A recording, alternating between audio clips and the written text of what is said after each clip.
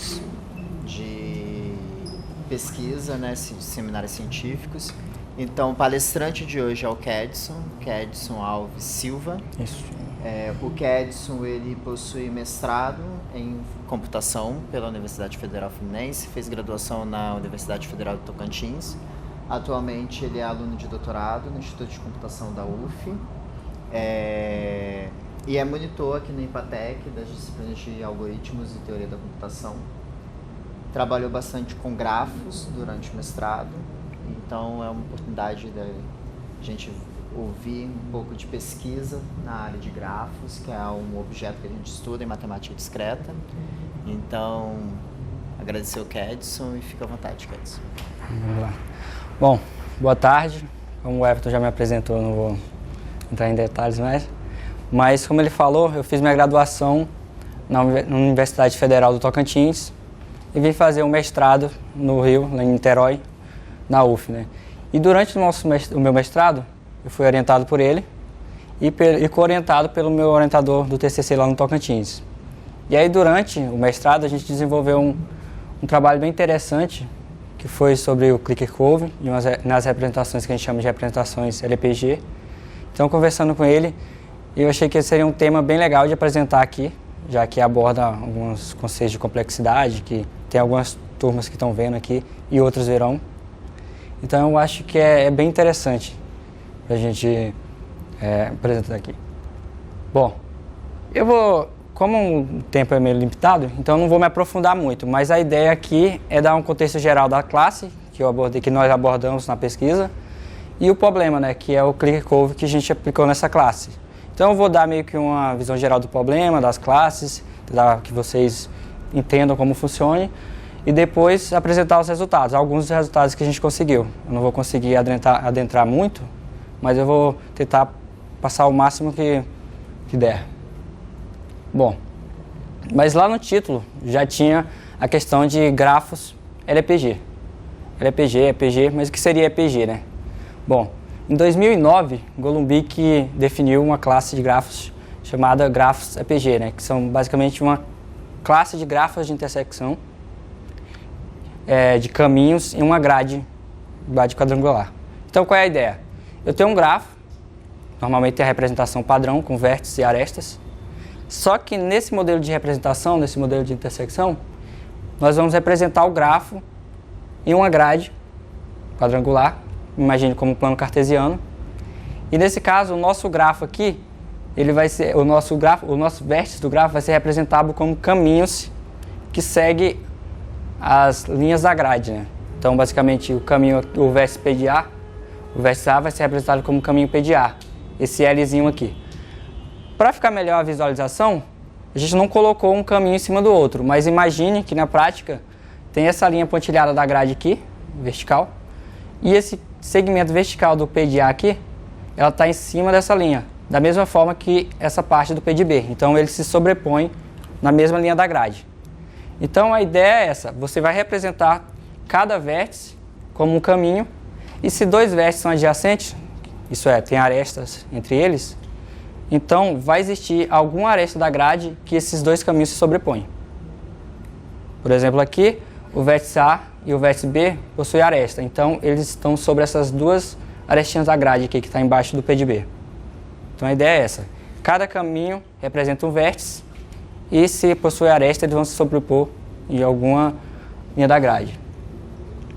Bom, dito isso, a gente pode representar um grafo com caminhos de diversas formas possíveis. Então, imagine que a gente pode fazer um caminho que faz 20 dobras, um que faz uma dobra, representando o mesmo vértice. E com isso, o Golumbik também definiu algumas classes, que a gente chama aqui de classes BK e PG. Quando a gente fala BK, o K aqui faz referência ao número de dobras que eu permito na minha representação. Então, se eu vou ter uma representação B0 de um grafo, que é o exemplo dessa aqui, quer dizer que todos os meus vértices vão ter que ser representados como caminhos que não possuem dobras, porque eu permito 0 dobras. E da mesma forma, B1 é PG, então todo caminho vai possuir no máximo uma dobra. Da mesma forma, do B2 é PG, então todo caminho possui no máximo 2 dobras. Aqui no caso do B2, por exemplo, eu poderia ter caminho que faz só uma dobra e também caminhos que não fazem dobras. Então, eu limito a quantidade máxima. E essas 3 representações equivalem ao mesmo grafo, só que classes diferentes. Então, com essa divisão, né, de subclasses, quando a gente iniciou o nosso trabalho, a gente viu que algumas delas eram bem estudadas, tinha alguns resultados já na literatura, e algumas nem tanto. Então, quando iniciamos, a gente decidiu focar em uma classe específica. Então, para isso, a gente pegou a classe B1EPG como objeto principal da nossa pesquisa. Então, dentro dela, nós iniciamos a nossa pesquisa em busca de resultados, aplicando alguns métodos em busca de soluções de problemas clássicos, e é nela que eu vou focar aqui na apresentação também.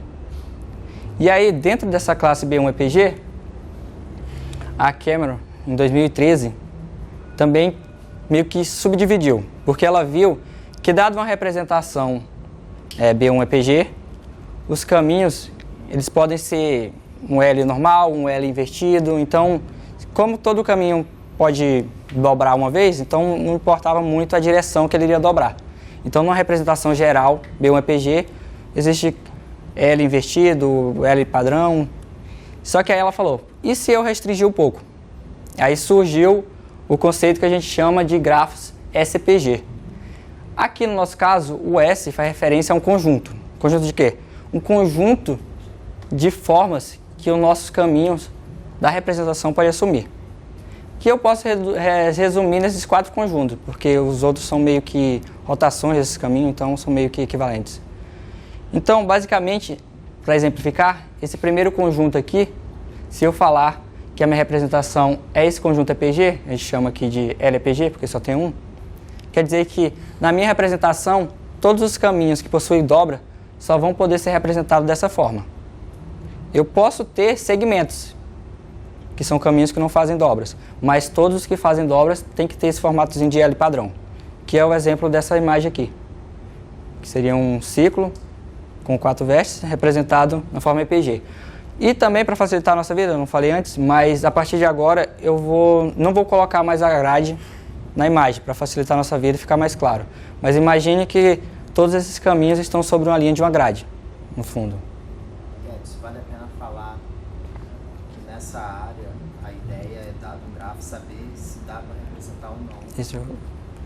E como o Everton comentou, a ideia é basicamente... Depois eu vou falar um pouquinho da aplicação mais prática, mas aqui a ideia, surgiu essa pergunta, a pergunta principal seria, eu pego um grafo, é possível fazer isso? Que é a parte de reconhecimento.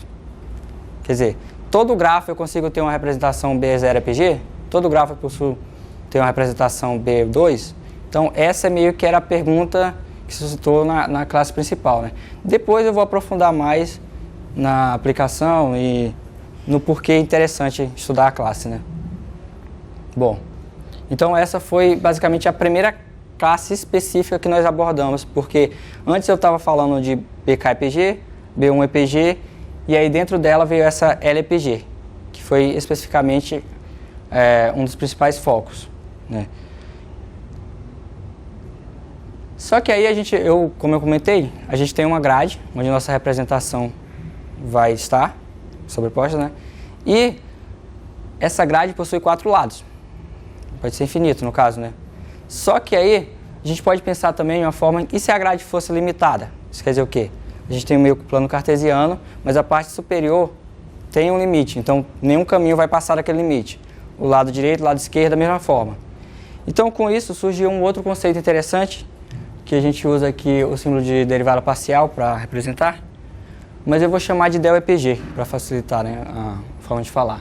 Então, a gente chama de classe DEL-EPG, ou representações DEL-EPG, né, que são as representações EPG, só que agora vamos ter um limite na grade. Todo o caminho da nossa representação ele vai sair de um limite da grade, seja do superior, por exemplo, e parar no outro, por exemplo, do direito. Então, todo o caminho vai sair de um ponto específico, um limite, e vai parar no outro limite.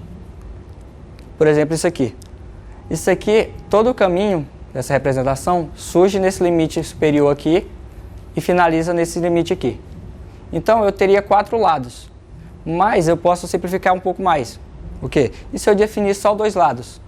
Então, a pergunta seria, quais são os grafos que eu consigo ter essa representação, onde os vértices vão representar caminhos que possuem origem na parte superior e o término na parte direita, por exemplo. São dois lados adjacentes. Então, eu já meio que dei duas classes específicas, que seriam aquela LPG e essa daqui, LPG, mas com um limite nas bordas.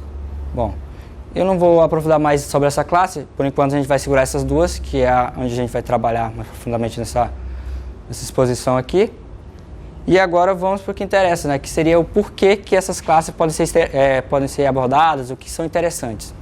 Bom, imagine o seguinte, numa trilha, num circuito, no microchip, no microchip, numa placa, no layout, tem trilhas. E a gente poderia meio que pegar uma placa com as trilhas e tentar representar ela como uma representação EPG. Cada trilha seria um caminho nessa representação. Agora, feito isso, imagine que eu consigo pegar uma placa e fazer isso.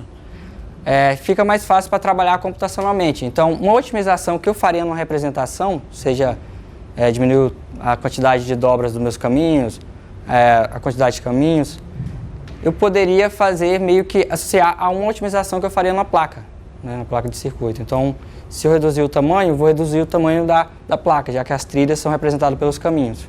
Então, essa é uma ideia de aplicação dos grafos EPG, né, das representações EPG. Bom, só que lá no título eu coloquei que era click curve em representações EPG. Bom, mas o que é click curve? Alguns aqui eu acho que já fez a disciplina de grafos, teve algum contato com grafos, mas aqui no nosso caso, o click curve é um problema clássico, né, da teoria dos grafos, onde a gente tem um grafo e a pergunta seria: eu consigo dividir os vértices desse grafo em, no máximo, K conjuntos, de forma que cada um desses conjuntos é uma clique? E o que seria uma clique? É um subgrafo completo, dentro desse subgrafo, todos os vértices são adjacentes entre si, possuem arestas entre si, como se fosse um grafo completo, um subgrafo completo. Então, o clicker curve se trata disso. E esse é um problema bem interessante também, estudado, porque a gente pode trabalhar nele, por exemplo, em redes sociais. Imagine que você tem uma rede social e aí você consegue representar as pessoas como vértices, né, de forma computacional, e você tem relação como arestas. Então você tenta, por exemplo, o problema seria encontrar grupos de amigos dentro de uma rede social. Todos se conversam. Então, será que eu conseguiria acessar grupos específicos de forma que eu atinja todos os usuários da rede? Então, isso seria meio que uma aplicação também do clicker curve. Então, nesse trabalho a gente uniu esses dois conceitos para tentar desenvolver alguns resultados. Bom, e aí, como eu já comentei, quando trata de grafos, né, grafos padrão, uma clique é basicamente um conjunto, um subconjunto de vértices mutuamente adjacentes, né? Todo mundo é vizinho de todo mundo. Nas representações EPG, isso também é similar, só que agora eu vou usar o conceito de linha da grade, né? Então, uma clique aqui, no caso da representação LPG, pode ser representada pela linha da grade, onde mais de um caminho se sobrepõe. E aí, nesse caso, a gente tem essa clique aqui ABC, onde existe o caminho P de A, P de B e P de C, que se sobrepõe nesse pontinho aqui, nessa linha da grade. Logo, isso aqui representa essa clique. Da mesma forma que essa clique de tamanho 2 aqui, entre B e E, é representada por isso aqui. E essas aqui são as demais cliques desse grafo, né? Então, B e E, que possui essa aresta, e P de A e P de D, que representam o vértice A e o vértice D, possuem essa aresta. E se nós pegarmos especificamente essa clique com essa clique, a gente vê que elas duas cobrem todos os caminhos da representação. Logo, isso seria uma cobertura de todos os caminhos, logo uma clicker curve da representação. Bom, então basicamente o conceito é bem similar, a gente tem meio que uma correspondência direta entre clicker curve em grafos padrão e grafos EPG, representações EPG. Bom, agora eu vou partir para os resultados em si. Só que antes disso, vale mencionar o que a gente sabia antes de iniciar a pesquisa, né? Alguns resultados da literatura que já eram presentes. Seria o quê? Bom, quando iniciamos a pesquisa, a gente tinha que clicker curve na classe B0 era polinomial. Isso é o quê? eu consigo descobrir o clicker curve, um conjunto de cliques, né, mínimo lá, em um grafo de intervalo, em representações EPG, porque essa classe B0 equivale aos grafos de intervalo. Então tem a classe de grafos de intervalo em grafos, e todo grafo de intervalo é um grafo B0 EPG. Então existe essa correspondência direta.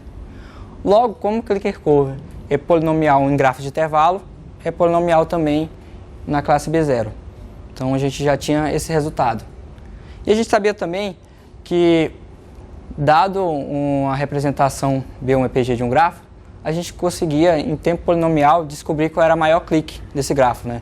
Então eu percorria ali todos os caminhos, todas as linhas da grade ali, já que era limitado. Então eu conseguia descobrir qual era a clique máxima, né? O tamanho da clique máxima. Bom, com esses dois resultados positivos, né, já que era de tempo polinomial, a gente iniciou. E aí surgiu a pergunta: e clicker curve em representações B1 EPG? Será que continua sendo polinomial? E eu consigo ter um algoritmo ali razoavelmente tranquilo para descobrir? E em LPG e DLEPG, que foi as duas classes que eu defini inicialmente, será que é fácil também? Bom, e foram com essas duas perguntas que iniciamos a pesquisa. Depois de um tempo já testando, vendo alguns casos específicos, a gente criou uma conjectura de que talvez não seria tão fácil assim. Então, na verdade, poderia ser difícil eu pegar qualquer grafo, qualquer representação LPG, né, e tentar descobrir um conjunto de cliques dentro dela que cobria todos os caminhos. Então, com essa conjectura, a gente tentou meio que provar. E para provar que um problema é NP completo, a gente usa meio que uma redução polinomial, né? Curto passo. Explicar o que é NP completo para a galera do primeiro período. Tá. Aqui tem muitos, são rostos novos, então provavelmente não pegará a disciplina do Everton ainda. Mas quando chegar lá, a gente pode... Vocês vão ver, é bem interessante essa parte. Então, mas dentro dos problemas, né, computacionais, aqui eu vou trabalhar especificamente com os problemas de decisão, a gente pode dividir em algumas classes. A gente chama de... Eu vou resumir bastante para tentar simplificar. Mas a gente diria que existem os problemas que estão na classe P, isso é, polinomial. Então, são os problemas que a gente consegue desenvolver um algoritmo, tempo polinomial, né, são algoritmos limitados por um polinômio, que resolva esse problema. Isso é uma coisa boa, porque é relativamente rápido resolver esses problemas. Mas também existe a classe NP, que são problemas, simplificando bastante, que a gente não consegue desenvolver um algoritmo de tempo polinomial para ele. A gente consegue, no máximo, pegar uma solução dele e verificar se essa solução realmente é a solução que a gente estava procurando. Então a gente chama isso de verificar. Isso com um algoritmo de tempo polinomial. Então, P eu consigo ter um algoritmo simples que resolve. NP eu só consigo verificar se a minha resposta está certa. Aí essa é uma classe um pouco mais difícil. Para a gente provar que um problema... Aí dentro disso tem uma classe chamada NP completo, que é uma classe mais bem comportada, de certa forma, porque e são problemas mais complexos. Mas tem uma equivalência entre si. Por quê? Dentro da classe NP completo, eu posso pegar um problema e transformar em outro problema. Como assim? Eu tenho um problema X para resolver e eu tenho um problema Y aqui também que estou tentando resolver. Eu posso pegar qualquer instância do meu problema X e meio que modelar ela em instância do meu problema Y. Então, teoricamente, se eu resolvesse aqui em Y, eu estaria resolvendo em X. Então, se eu resolver um, eu consigo resolver o outro problema. Para a gente provar que um problema é NP completo, existem dois passinhos básicos. Básico nem tanto. Deixa eu só complementar. Então, basicamente, é o seguinte.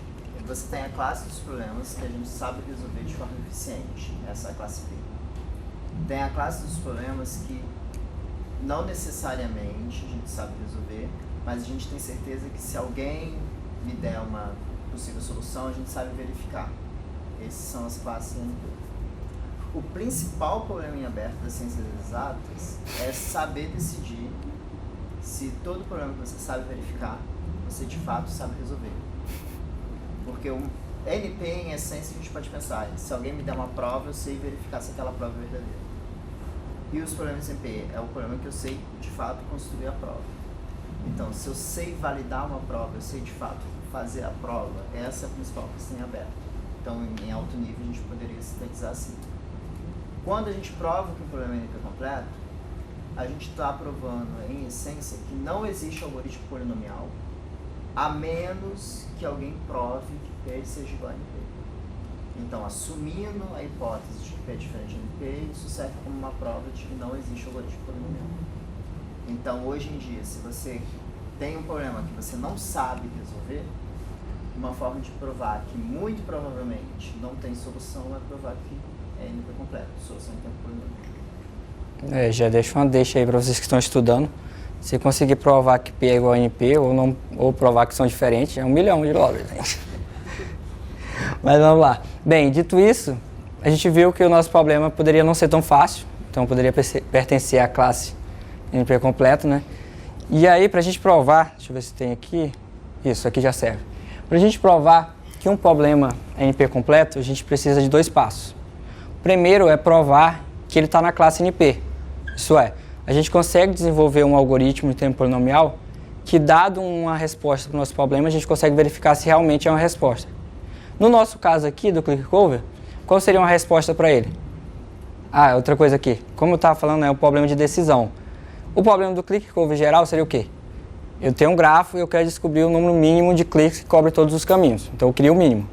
Só que quando a gente parte para a parte aqui da classificação de NP completude, provar que um problema é NP completo, fazer a redução, a gente trata com a formulação de decisão do problema. Então seria o quê? Ao invés de eu buscar o mínimo, eu vou buscar um valor específico. Então a minha pergunta muda. Dado um grafo, eu consigo ter um clicker cover de tamanho K, no máximo K? Isso é, eu tenho no máximo K cliques que cobrem todos os caminhos? Com isso eu teria uma resposta sim ou não. Isso facilita um pouco trabalhar com o nosso problema. Então no caso aqui, para me provar que meu problema pertence à classe NP, eu dou aqui uma instância dele, que seria o quê? Um conjunto de cliques no tamanho no máximo K. E aí eu tenho que verificar se realmente essas cliques cobrem todos os caminhos da minha representação, né? E isso a gente consegue de forma fácil, até não trouxe nada mais muito complexo, mas é basicamente o primeiro passo. Eu tenho que ver se todo o caminho da representação pertence a uma clique. Eu consigo razoavelmente só ver o caminho, percorrer as cliques. Então eu consigo de forma fácil e ao mesmo tempo, né, ver se são realmente cliques, né? Então são passos relativamente simples que a gente consegue fazer em tempo polinomial. Até não trouxe algo muito mais profundo, mas é algo fácil. A gente não precisa de um algoritmo muito complexo para resolver. E aí com isso a gente já mostra que esse problema é verificável, né, em tempo polinomial. Logo pertence à classe NP. O segundo passo já é um pouco mais complexo. Por quê? Eu tinha falado que qualquer problema da classe NP completa, eu consigo meio que fazer uma redução para um outro problema que está dentro da mesma classe. E aí, de forma similar, o que tem? Se eu pegar um problema que é NP completo e conseguir transformar ele no meu problema que eu estou estudando, o que eu consigo provar? Eu tenho pelo menos a intuição de que esse meu problema aqui é pelo menos tão difícil quanto esse que já está na classe NP. Por quê? Porque se ele fosse fácil, eu poderia pegar um difícil, transformar nele e resolver. Logo, esse não era difícil, eu só estava abordando de uma forma diferente. Logo, a ideia da redução em tempo polinomial é essa. Eu vou pegar um problema que eu sei que está na classe NP completo e fazer uma transformação das instâncias dele para o meu problema em si. E aí, vou mostrar que esse meu problema é pelo menos tão difícil quanto o outro. Logo, vai estar na classe NP completo, nesse caso. Bom, e o problema que a gente utilizou é o problema Vertex Cover em grafos planares de grau no máximo 3. Deixa eu ver se tem um desenho aqui para falar. Tá, eu vou mostrar o desenho depois. Mas qual é a ideia? Aqui a gente está trabalhando com vários conceitos importantes. O primeiro é grafos planares. Grafos planares são grafos normais, só que eu consigo representar ele em um plano de forma que as arestas não vão se cruzar. Então, eu consigo ter arestas que chegam alcançando todos os vértices, mas sem cruzar uma com a outra. E grau no máximo 3. Então, no meu grafo, todo vértice vai ter no máximo 3 arestas que incidem nele, né? E aí, o problema em si, o Vertex Cover, é basicamente o seguinte. Eu tenho um conjunto de, no máximo, sei lá, K vértices, onde toda aresta possui extremidade em algum desses vértices. Então, esses vértices cobrem todas as arestas? A pergunta seria essa. E aí, dado isso, é um problema já aprovado de CNP completo. Então, dado esse problema, a gente fez meio que uma redução para o nosso. para mostrar que o nosso também era NP completo. Para isso a gente fez a utilização de um outro resultado em cima de grafos planares também, que dizia basicamente o seguinte, acho que eu vou mostrar a imagem que é melhor. Todo grafo planar, o resultado diz isso, todo grafo planar de grau no máximo 4, eu consigo, vamos dizer, colocar ele, incorporar ele em uma grade. A grade pode ser plano cartesiano, da mesma forma que a gente estava abordando, em uma grade, de forma que os vértices vão ser os pontos nessa grade e as arestas vão seguir linhas da grade. Aqui eu também não coloquei a grade para não ficar muito poluído, mas imagine que todas essas arestas seguem a linha da grade. Então, a gente fez a utilização desse resultado. Então, como eu falei, a ideia é pegar uma instância de do problema do vértice curve em grafos planares de grau no máximo 3 e transformar no nosso, que é o clicker curve, em representações LPG. Então, para fazer essa transformação, a gente faz isso. A gente pega uma instância de grafos, mais especificamente a gente pega a incorporação planar dela e aplica algumas mudanças. Da seguinte forma, a primeira mudança que a gente fez é o quê? A gente queria limitar meio que as formas que essas arestas se comportam, porque numa incorporação planar, uma aresta pode fazer, sei lá, muitas dobras, 25, não tem limite. Então, a gente queria limitar a quantidade de dobras que as nossas arestas podem fazer. Para isso, a gente aplicou a introdução de novos vértices no nosso grafo. Então, a gente pegou o grafo lá, planar, de grau no máximo 3, pegou a incorporação planar dele e adicionou 2 vértices por cada segmento retilíneo de uma aresta. Isso é, existia uma aresta que fazia 2 dobras, logo ela possuía 3 segmentos retos. A gente adicionou 2 novos vértices em cada segmento. Por quê? Se no grafo original eu tinha aqui um conjunto de K vértices aqui que cobriam todas as arestas, com a aplicação com a inclusão desses novos vértices, eu vou precisar incluir na minha solução pelo menos um desses 2 vértices que eu adicionei em cada segmento para conseguir cobrir todas as novas arestas. Com isso a gente consegue meio que uma equivalência direta. Se eu consigo no meu grafo original um vértice curve de tamanho K, nesse meu grafo aqui eu vou conseguir um de tamanho K mais metade dos novos vértices que eu adicionei. Isso é importante porque a gente tem que ter uma equivalência nos resultados, né, do nosso problema, na solução do nosso problema. Bom, dito isso, a gente agora faz especificamente a transformação para o nosso problema.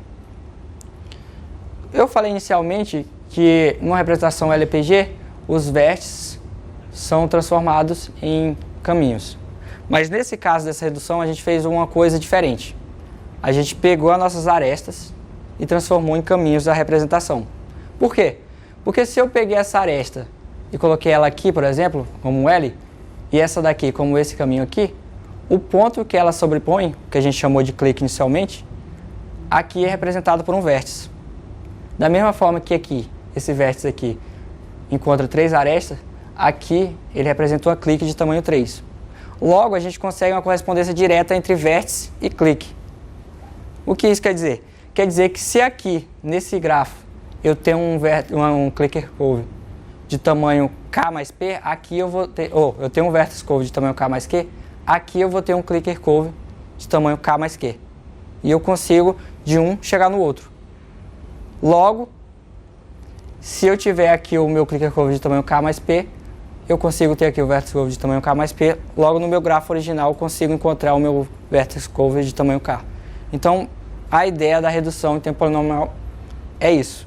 Peguei uma instância de um problema que era difícil e consegui transformar no meu. Logo, se eu resolvesse o meu problema, o outro seria fácil. Com isso, com essa transformação, a gente conseguiu provar que o nosso problema era NP completo, logo era difícil. Bom, mas aí a gente chegou à conclusão de que nosso problema era difícil, então não existe um algoritmo geral para resolver qualquer instância. Então, dado qualquer grafo, ou qualquer representação e qualquer clique, eu não consigo, qualquer K, né, para clique, eu não consigo encontrar uma solução. Mas aí a gente falou, pô, e aí, tá difícil, o que é que a gente vai fazer? A gente pensou, e que tal a gente meio que propor opções de solucionar o problema, mesmo sendo difícil? E aí entra outros conceitos, da teoria da computação, da otimização, que seria o quê? Vocês não viram ainda? Mas seria, uma delas seria o quê? Eu tratar esse problema limitando a minha quantidade de cliques. Ao invés de perguntar uma clique de tamanho K para um K qualquer, e se eu setasse um K? Por exemplo, o meu K seria 5. Então a pergunta mudaria. Dado um grafo, eu consigo encontrar um clique curve de tamanho 5? Então eu fixo o meu K. Esse é um ponto interessante de tratar problemas que a gente considera NP completo. Então eu não vou dar uma resposta geral, mas eu vou dar uma alternativa. E para a gente tratar esse problema, precisamos de algumas observações aqui. O seguinte, quando eu dou uma representação, a gente pode ver que vai existir necessariamente um caminho que ele vai estar mais acima e mais à direita dos outros, porque nesse caso a representação, cada caminho tem uma posição na grade. Então, se a gente olhar para esse caminho, ele vai ter um ponto na grade, que a gente chamou de ponto relevante, no qual é o ponto mais baixo e mais à esquerda da nossa grade, que esse caminho passa em cima. Então seria esse. E de forma análoga, existem duas arestas que incidem nesse ponto. E a gente chamou elas de aresta relevante. Por que isso é interessante? Porque quando a gente pega o nosso caminho que está na parte mais acima e mais à direita dentre todos, toda clique dele aqui, toda clique que ele faz parte, vai passar por uma das duas arestas relevantes. Logo a gente consegue concluir que para esse caminho específico, ele vai fazer parte de no máximo 2 cliques maximais.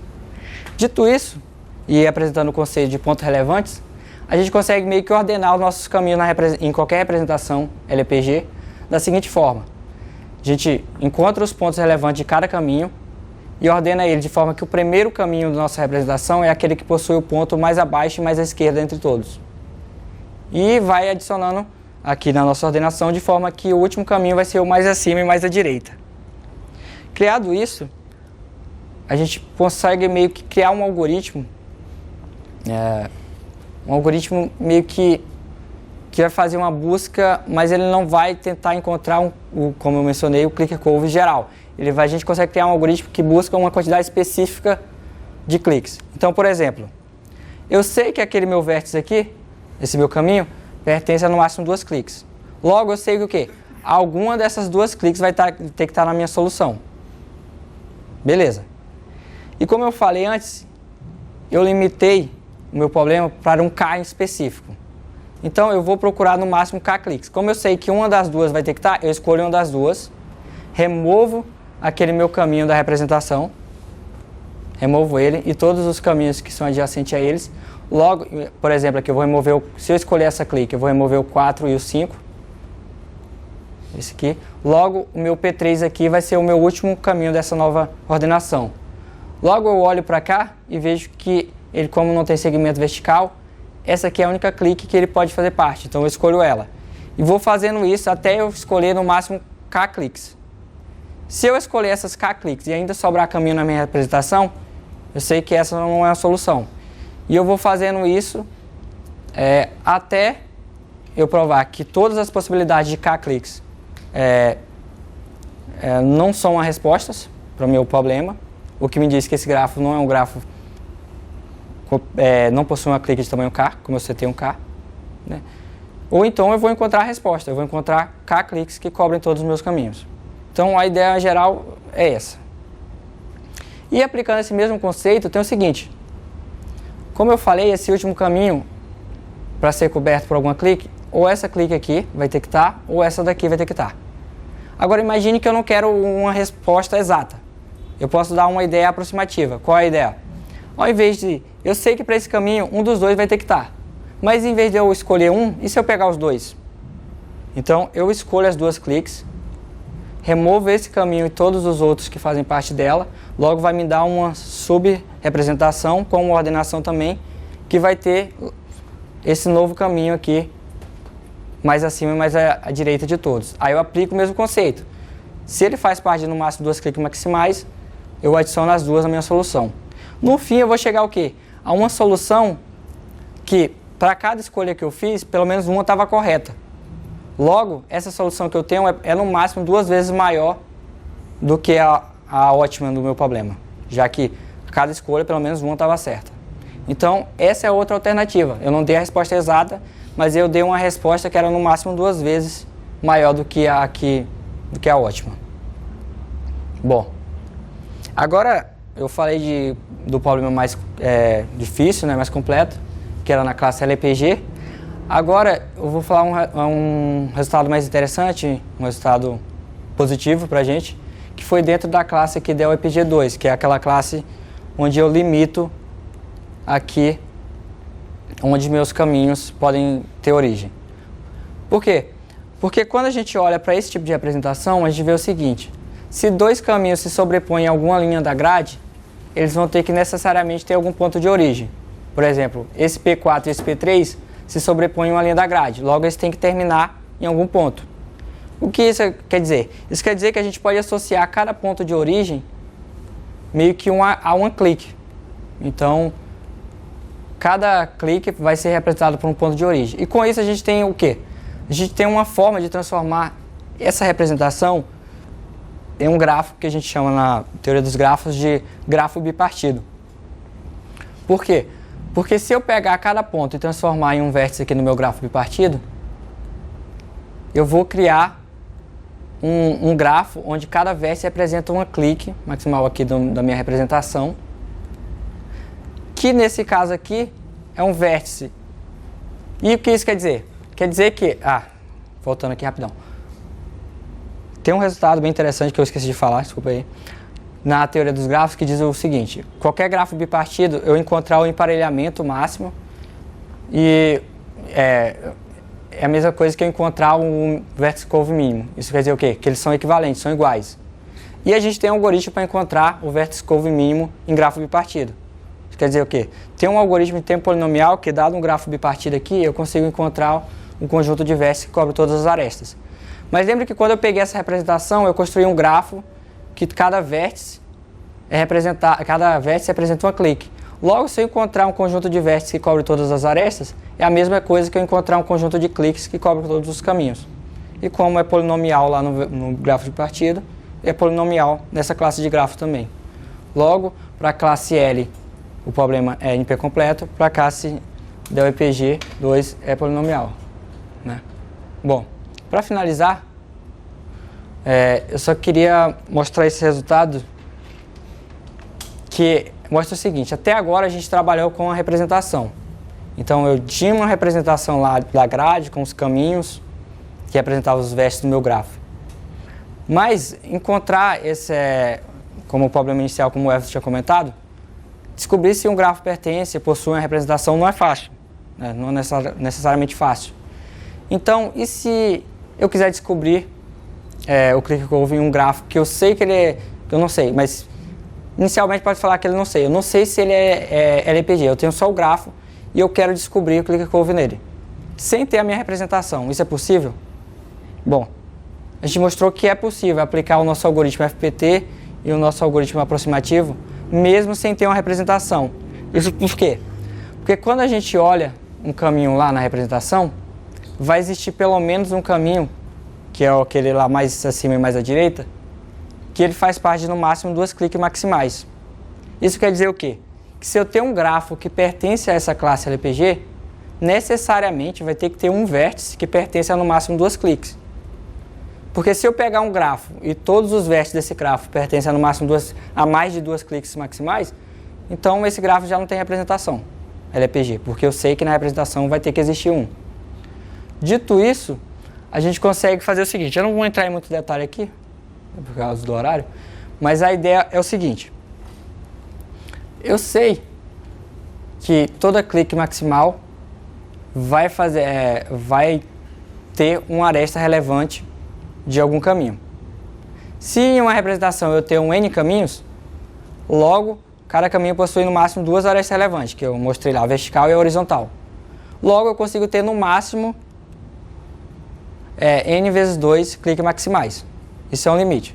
Então, se eu não tiver a representação de um grafo e eu quero tentar descobrir o clique curve dele, eu posso fazer o seguinte: eu pego esse grafo e tento enumerar todas as cliques maximais dele.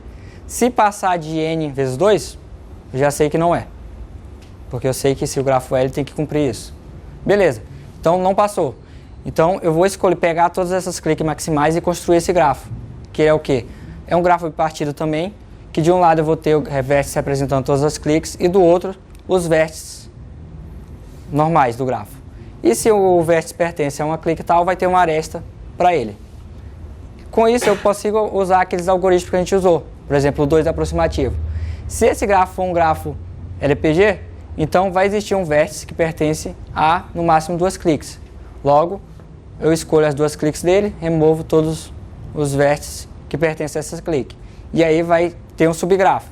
Nesse subgrafo, também tem que ter algum vértice que pertence a, no máximo, 2 cliques. Então, eu vou fazendo isso sucessivamente.